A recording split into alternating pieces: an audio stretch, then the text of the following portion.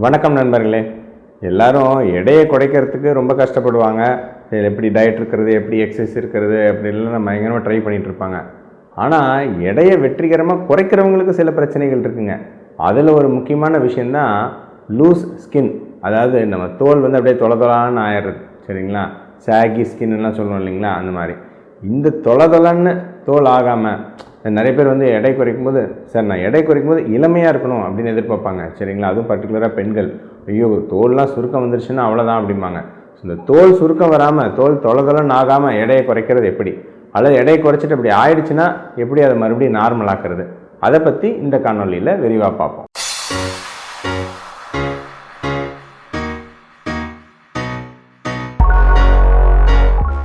முதல்ல தோலோட ஒரு அடிப்படை ஸ்ட்ரக்சர் எப்படி இருக்குன்னு நம்ம தெரிஞ்சுக்கணும். சரிங்களா, தோலோட மேல்புறம் இருக்குது, அதை நம்ம கியூட்டிக்கிள் அப்படின்னு சொல்லுவோம். அதுக்கு கீழே ஒரு சின்ன லேயர் இருக்குங்க, அது எபிடெர்மிஸ் அப்படின்னு சொல்லுவோம். அது ரொம்ப சன்னமான லேயர். அதுக்கு கீழே டெர்மிஸ் அப்படின்னு ஒரு லேயர் இருக்குது. சரிங்களா, அதுக்கு கீழே கொழுப்பு இருக்கும். சரிங்களா, அதுக்கு கீழே தசைகள். சரிங்களா, இதுதான் வந்து ஆர்டர், வரிசையாக அப்படி 1 by 1 இருக்கும். உடல் பருமனாக ஒருத்தர் இருக்காங்க அப்படின்னா அந்த டெர்மிஸ் லேயருக்கு கீழே தான் அந்த கொழுப்புலாம் வந்து சேகரித்து வச்சுருக்கோம்.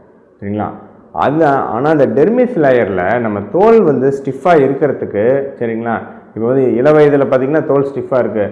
ஓல்டேஜ் ஆக உங்களுக்கு வயசாக உங்களுக்கு தோல்லாம் சுருக்குவது ஏன் அப்படின்னா, அந்த டெர்மிஸ் அப்படிங்கிற பகுதியில் இலாஸ்டின் அப்புறம் கொலாஜன் அப்படின்னு சொல்லிட்டு 2 முக்கியமான புரதங்கள் இருக்கும்.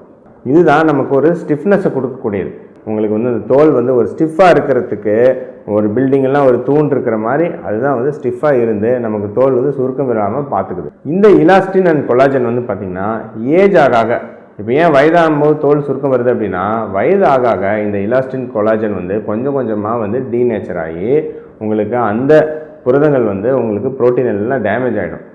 அது டேமேஜ் ஆகிறதுனால அதெல்லாம் பிரேக் டவுன் ஆகும்போது கொஞ்சம் கொஞ்சமாக அந்த தோல் வந்து சுருக்கம் விட ஆரம்பிச்சிடும். ஸோ இதுதான் வயதாகும்போது தோல் சுருக்கம் வரதுக்கான காரணம். சரி, உடல் பருமன் இருக்கிறவங்க எடை குறையும் போது ஏன் தோல் சுருக்கம் ஆகுது அப்படின்னா, நான் சொன்னேன் இல்லையா, டெர்மிஸ் லேயர் இருக்குது, அதுக்கு கீழே தான் அந்த கொழுப்பு இருக்குது. சரிங்களா, இப்போது நாம் கொழுப்பை வந்து நிதானமாக லூஸ் பண்ணி நல்ல எக்ஸசைஸ் பண்ணி கொழுப்பு குறைய நாம் தசைகளை நம்ம கூட்டுறோம். ஏன்னா கொழுப்பு கீழே தான் தசைகள் இருக்குது. ஸோ நிதானமாக நல்லா எக்ஸசைஸ் பண்ணி உங்களுக்கு ஒரு ஹெல்த்தியான டயட் எடுத்து நல்ல புரதங்கள் புரோட்டீன்லாம் நிறையா இருக்கிற மாதிரி நம்ம டயட் பார்த்துக்கிட்டு மெதுவாக நிதானமான ஒரு வாரம் ஒரு 1/2 கிலோ அல்லது 3/4 கிலோ அந்த ரேஞ்சு நிதானமாக நம்ம வெயிட் லூஸ் பண்ணி உங்களுக்கு மசில்ஸை கொஞ்சம் கொஞ்சமாக கூட்டிகிட்டே வரோம், எக்ஸசைஸ் பண்ணுறோம். ஸோ இந்த ஒரு பக்கம் கொழுப்பு குறையுது, இன்னொரு பக்கம் மசில் சேருது. ஸோ இங்கே மேலே இந்த தோலுக்கு அடியில் இருக்கிற அந்த லேயர் இங்கே கொழுப்பு குறைய மசில் சேருது. ஸோ அதனால் ஒட்டுமொத்தமாக பெரிய டேமேஜ் நடக்காமல் நம்ம நிதானமாக குறைச்சோம் அப்படின்னா உங்களுக்கு பெரிதாக தோல் சுருக்கம் ஏற்படாது. இதே நாம் பெருசாக எக்ஸசைஸ்லாம் பண்ணல, வேகமாக வெயிட் லாஸ் பண்ணுறோம், பயங்கர கிராஷ் டயட் இருக்கும். சரிங்களா, நிறைய பேர் சொல்லுவாங்க மாதம் ஒரு டயட் கன்சல்டேஷன் வந்துட்டு மாதம் ஒரு 4 கிலோ குறைஞ்சிருக்கும். உடனே சொல்லுவாங்க 4 கிலோங்கிறதே வாரம் 1 கிலோங்க, அதுவே ரொம்ப ஹையர் வெயிட் லாஸ். அவங்க சொல்லுவாங்க, சார் எங்கள் பக்கத்து வீட்டுக்காரங்க நீங்கள் தான் டயட் கொடுத்தீங்க, ஃபஸ்ட்டு மாதமே 7 கிலோ குறைஞ்சிருச்சுன்னு சொன்னார் சார், எனக்கு என்ன சார் 4 கிலோ தான் குறைஞ்சிருக்கு அப்படின்னு ரொம்ப ஒரு ஆவலாக வந்து கேட்பாங்க. ஆனால் இதுதான் வந்து தப்புங்க. இங்கே ரொம்ப வேகமாக நீங்கள் வந்து கிராஷ் டயட், அதை நம்ம டயட்டுங்கிறதுலேயே ரொம்ப ஒன்றுமே சாப்பிடாம, சரிங்களா, புரதங்களே சாப்பிடாம சும்மா வெறும் பட்னி, வெறும் காய்கறி மட்டும் 3 வேளை சாப்பிட்டுட்டு வெறும் பட்னி கிடந்து எடை குறைத்தால் மசில் லாஸும் நிறையா இருக்கும், உங்களுக்கு கொழுப்பும் வேகமாக குறைஞ்சிரும். ஸோ இது 2மே சேர்ந்து குறையிறதுனால உள்ளே இருக்கிற இந்த இப்போ வயதானால் எப்படி இந்த எலாஸ்டின் கொலாஜன்லாம் பிரேக் டவுன் ஆகுமோ அதே மாதிரி உங்களுக்கு இந்த வேகமாக எடை குறையும் போது இந்த எலாஸ்டின் கொலாஜன்லாம் பிரேக் டவுன் ஆகிடும். அது பிரேக் டவுன் ஆகிறதுனால உங்களுக்கு தோல்லாம் சுருக்க விழுந்த மாதிரி ஆகும். இன்னொரு விஷயம் என்னென்னா, ரொம்ப அதிகப்படியான உடல் எடை குறைக்கிறவங்க, சரிங்களா, ஸோ 50 கிலோ 40 கிலோ அந்த மாதிரிலாம் உடல் எடை குறைக்கிறாங்க இல்லையா, அவங்களுக்கு இந்த அதீத கொழுப்பை சேகரிக்கிறதுக்கு ஆல்ரெடி உங்களுக்கு வந்து அந்த தோல் வந்து நல்லா விரிவடைஞ்சிரும். சரிங்களா, அதுக்கப்புறம் அவங்க நல்ல 40 கிலோ 50 கிலோலாம் குறைக்கும் பொழுது அந்த விரிவடைஞ்ச தோல் வந்து பழைய நிலைமைக்கு போகிறதுக்கு டைம் இருக்காது.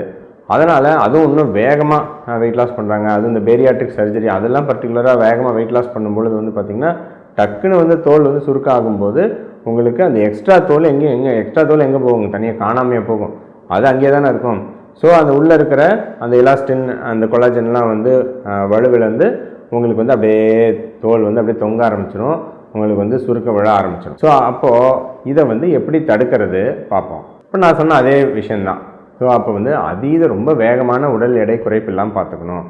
வாரம் 1/2 கிலோலேருந்து 3/4 கிலோ, மாதம் ஒரு 3 கிலோங்கிறதே ரொம்ப டீசெண்டான வெயிட் லாஸ். அதுக்கு மேலே வெயிட் லாஸ் வந்து ரொம்ப வேகமாக நீங்கள் ட்ரை பண்ணீங்க அப்படின்னா கொஞ்சம் தோல் சுருக்கம் வரத்துக்கு கட்டாயம் ஒரு வாய்ப்பு இருக்குது. ஒன்று. ரெண்டாவது, புரதம் அதிகம் இருக்கிற உணவுகள் அல்லது உணவு முறை பின்பற்றணும். சரிங்களா? அதுவும் பர்டிகுலராக லோ கார்ப் டயட் அது மாதிரிலாம் கொடுப்போம். ஸோ இந்த லோ கார்ப் டயட்லலாம் நல்ல புரதங்கள்லாம் இருக்கும். இல்லை நார்மலாக மாவுசத்து இருக்கிற டயட் எடுத்தாலும் உங்களுக்கு புரதங்கள் வந்து நல்லா இருக்கிற மாதிரி பார்த்துக்கணும். ஸோ புரோட்டீன் வந்து மினிமம் 1 கிலோவுக்கு 1 கிராம். ஸோ 80 கிலோ இருக்காங்கன்னா ஒரு 80 கிராமாவது புரதங்கள் இருக்கிற மாதிரி நம்ம பார்த்துக்கிட்டோம்னா பெஸ்ட்டு. மூணாவது, நல்ல உடற்பயிற்சி. ஸோ தசை கூட்டம் ஆரம்பத்தில் நம்ம எப்பவுமே சொல்கிறது என்னென்னா ஒரு சிம்பிளான வாக்கிங் அந்த மாதிரி போனால் போதும்னு சொல்ல, ஒரு நல்ல உடல் எடை குறைப்பு டயட்லாம் பழக்கப்பட்டுருச்சு, ஒரு மாதம் 2 மாதம் ஆகிட்டா ஸ்லோவாக வந்து தசை கூட்டும் பயிற்சிகள் வந்து கொஞ்சம் கொஞ்சமாக நம்ம பண்ணலாம். ஜிம்லேயோ அல்லது பாடி வெயிட் ட்ரைனிங்கும் பண்ணலாம். தசை கூட்டும் பயிற்சிகள் நம்ம சேர்ந்து ஸ்லோவாக எடுத்தோடனே மொதல் நாளே போய் ஜிம்மில் போய் இது பண்ணால் ஒரு டயட்டே இருக்க முடியாமல் போயிடும். நிதானமாக ஒரு 1-2 மாதம் 3 மாதம் கழித்து கூட தசை கூட்டும் பயிற்சிகள் ஆரம்பிக்கலாம். ஸோ அது வந்து பண்ணி உங்களுக்கு ஒவ்வொரு ஏரியாவில் இருக்கக்கூடிய தசைகளை நம்ம கூட்டினோம் அப்படின்னா உங்களுக்கு அங்கே நம்ம இது கொடுக்க உங்களுக்கு இந்த கொலாஜன் இலாஸ்டின்லாம் பெருசாக பிரேக் டவுன் ஆகாமல் இருக்கும். சரிங்களா? ஸோ இது முக்கியமானது. 4வது, தேவையான தண்ணீர். நிறைய டைம் வந்து பார்த்திங்கன்னா தேவையான தண்ணீர் சரியாக குடிக்காமல் உங்களுக்கு உடல் எடை குறைப்பு பண்ணாங்கனாலும் இந்த தோல் சுருக்கம் வரத்துக்கு வாய்ப்பு இருக்குது. ஸோ தேவையான தண்ணீர். 5வது, தேவையான தூக்கம்.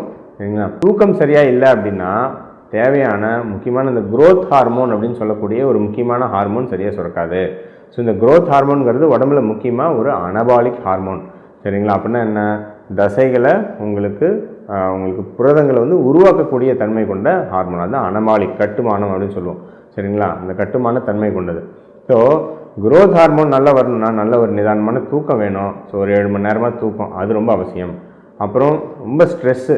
சரிங்களா? நம்ம உடம்புல ஸ்ட்ரெஸ்ஸு ஜாஸ்தி இருக்குது, ரொம்ப டென்ஷனாக சுற்றிட்டு இருக்கோம் அப்படின்னா அது ரொம்ப அளவுக்கு அதிகமாக இருக்குது அப்படின்னா அது வந்து உங்களுக்கு கார்டிசால் அதிகம் பண்ணும். அது கெட்டபாலிக் ஹார்மோன். கெட்டபாலிக் ஹார்மோன்னா உங்களுக்கு தசைகளை நம்ம புரதங்களை உடைக்கக்கூடிய சரிங்களா தன்மை கொண்டது. ஸோ ஸ்ட்ரெஸ் அதிகம், தூக்கம் கம்மி, தேவையான தண்ணீர் குடிக்கல, உணவு முறை சரியில்லை, ரொம்ப வேகமாக கஜாமஜான் கிராஷ் டயட் மாதிரி கஜாமஜான் எதையா ஒன்று பவுடர் குடித்து வெயிட் லாஸ் பண்ணுறோம், இந்த மாதிரிலாம் பண்ணினா கட்டாயம் உங்களுக்கு தோல் வந்து சுருக்கம் வரத்துக்கு வாய்ப்பு இருக்குது.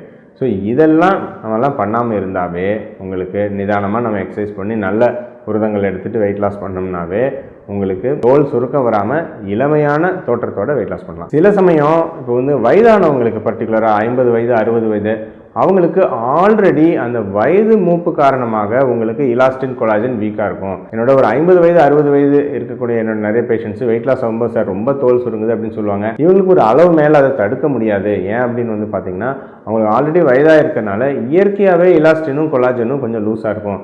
அப்போ அவங்க உடல் எடை குறையும் போது இன்னும் கொஞ்சம் தோல் சுருக்கம் வரதுக்கு வாய்ப்பு இருக்குது. ஆனால் இவங்களும் நான் சொன்ன விஷயங்கள் சரிங்களா, ஒரு நிதானமான ஒரு உடற்பயிற்சி, அவங்களால முடிஞ்சது அட்லீஸ்ட் ஒரு யோகா அந்த மாதிரி ஏதோ ஒரு நல்ல உடற்பயிற்சி, அப்புறம் வந்து நல்ல புரதங்கள், ஏன்னா வயதானவங்க புரதங்கள் சரியாக எடுக்கவே மாட்டாங்க. நம்ம டயட்டில் சொன்னோம்னாலும் ஜீரணாகல அது இதுன்னு எடுக்க மாட்டாங்க. அந்த மாதிரிலாம் இல்லாமல் பண்ணாங்கன்னா அவங்களும் ஓரளவுக்கு ரொம்ப மோசமாக தோல் சுருக்கம் வராமல் உடல் எடை குறைப்பு பண்ண முடியும். ரொம்ப 40 கிலோ 50 கிலோ குறைக்கக்கூடிய தன்மை இருந்தாங்கன்னா நான் சொன்ன மாதிரி தோலே வந்து ரொம்ப பெருசாகிடும். அவங்களுக்கு என்னதான் நான் சொன்ன அனைத்து விஷயங்களை பண்ணாலும் அது வந்து அந்த தோல் சுருக்கம் வரதை கொஞ்சம் தடுக்க முடியாது. அந்த மாதிரி இருக்குது அப்படின்னா நல்ல உடல் எடை நல்லா குறைச்சிட்டு 40 கிலோ 50 கிலோ இப்போ 160 170 கிலோலாம் இருப்பாங்க. அவங்களாம் ஒரு 60-70 கிலோலாம் குறைச்சிட்டாங்கன்னா எப்போ இருந்தாலும் ஒரு தோல் சுருக்கம் கட்டாயம் இருக்கும். அதை வந்து பார்த்திங்கன்னா சின்ன காஸ்மெட்டிக் ப்ரொசீஜர் சரிங்களா, பிளாஸ்டிக் சர்ஜன்ஸ் இருப்பாங்க, அவங்கக்கிட்ட போயிட்டு சின்ன காஸ்மெட்டிக் அந்த தோலே வந்து அவங்க லைட்டாக வெளியே தெரியாத மாதிரி சின்ன சின்ன இன்சிஷன் போட்டு அதை கட் பண்ணி ஒரு காஸ்மெட்டிக் டம்மி டக் அந்த மாதிரிலாம் சொல்லுவாங்க. அந்த மாதிரி ப்ரொசீஜர்ஸ் பண்ணிக்கலாம். ஆனால் இது வந்து எல்லாத்துக்கும் இல்லைங்க. ரொம்ப 50 கிலோ 60 கிலோ குறைச்சி அந்த ரொம்ப அதீத தோல் இருக்கும் அவங்களுக்கு மட்டும் அந்த மாதிரி ப்ரொசீஜர்ஸ்லாம் தேவைப்படும். ஆனால் அவங்களுமே நல்ல உடல் எடை குறைச்ச பிறகு தான் பண்ணணும், முன்னாடியே அந்த மாதிரி ப்ரொசீஜர்ஸ்லாம் பண்ணக்கூடாது. ஸோ இதெல்லாம் தான் இந்த உடல் எடை குறையும் போது தோல் சுருக்கம் ஆகாமல் இருக்கிறதுக்கான வழிமுறைகள். இதை கரெக்டாக பின்பற்றி சரியான உணவு முறை சரியான உடற்பயிற்சி பண்ணோம்னா இளமையான தோற்றத்தோட இன்னும் ஒரு வயது ஒரு 10 வயது கம்மியாக காமிக்கிற மாதிரி நாம் உடல் எடையை குறைக்க முடியும்.